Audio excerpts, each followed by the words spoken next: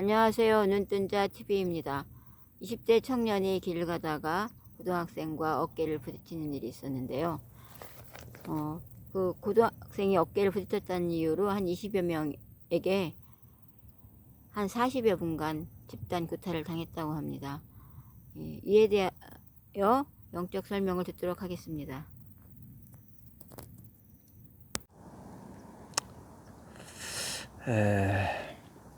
사람이 이제 거기가 무슨 화장실인가 상가 그런 화장실이 있는 그런 공간이었다고 그럽니다. 그런데 이렇게 지나가다가 어깨가 부딪혔답니다.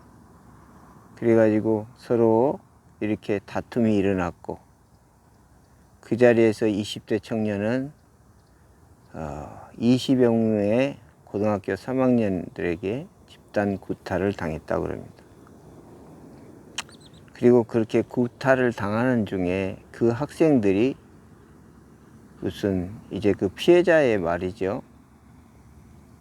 너희 엄마와 아빠도 죽여버리겠다고 그런 말을 했다고 그 당시의 피해자가 그런 말을 하는 것을 들었습니다. 그런데 이 사건이 이제 경찰서에 파출소에 가서 피해자는 훈방 조치됐고 가해자는 벌을 받았는지 어쩌든지 그런 내용이 없습니다. 가해자 20명에 대한 이제 우선 벌을 받았다는 얘기는 없고요. 그 이후에 시간이 좀 흐르고 나서 이 20대 청년이 자기가 당한 것이 너무 억울해서 자기를 그렇게 구타했던 그런 이제 어깨를 부딪혔던 사람을 에게 보복을 할 마음인지 그를 찾았다고 그래요. 찾지 못하고 최초에 부딪혔던 사람을 찾지 못하고 그 일행 중 한 사람을 찾았답니다. 그리고 그 일행 중 한 사람을 칼로 60여 군데를 칼로 찔러서 죽인 그런 사건입니다. 우리는 일상의 삶을 살면서 부딪히기도 하고 그보다 더 심한 어떤 이해관계의 충돌도 얼마든지 일어납니다. 형제간에도 얼마든지 정말 그렇게 마음 아프게 되는 상처도 있고 그런 일들이 많이 발생합니다. 그렇다고 해서 우리가 이렇게 극단적인 이러한 어떤 선택이라든가 결과를 만들어내야 되는가? 그건 아니죠. 인간이라는 게 동물과 다른 게 무엇이겠습니까? 그러한 상황을 서로 이해하고 그것을 해결할 수 있기 때문에 인간이라고 할 수 있는 것입니다. 여기서 석연치 않은 것은 그 중간 역할을 했던 이제 파출소나 또는 경찰서나 이 사람들이 가해자 20여 명에 대한 이제 조치를 어떻게 했느냐에 따라서 그 피해자가 이제 그 보복하고자 하는 그런 마음이 반감되는 것도 사실입니다. 어쨌든 이런 끔찍한 사건이 일어났습니다. 이것은 사실 영적인 시각에서 보면은 이거는 완전히 뱀마귀의 인식에서 벌어진 정령 죽음의 대잔치입니다.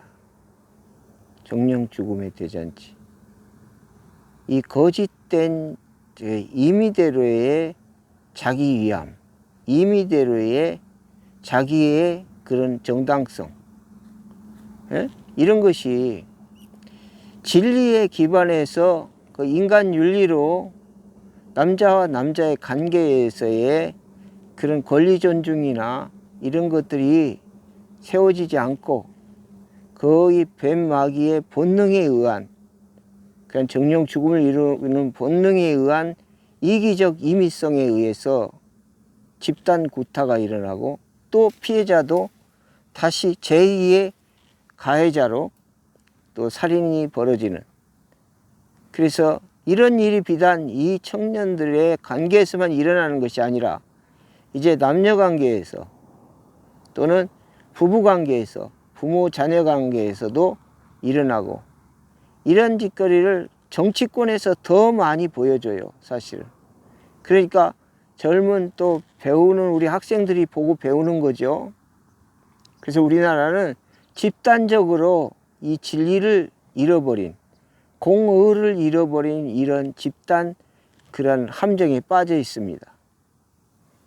그러므로 한국 교회도 마찬가지고 우리 정부가 이제 이런 부분에 있어서 신경 써야 됩니다. 교육부, 무슨 여성가족부 뭐 이런 데서 전혀 교육을 하지 못하고 되려 성을 갈라치게 해서 더 그러한 어려움을 조장하는 이런 짓거리를 계속 해왔기 때문에 이제라도 한국 교회라도 나서서 이런 부분들을 바르고 나라의 그러한 국민 윤리가 진리에 기반을 두고 사람과 사람의 관계, 어떻게 서로가 대해야 되는지 이런 아주 기초적인 데서부터 다시 교육하고 세워야 되는 이런 어려운 상황을 가지고 있습니다.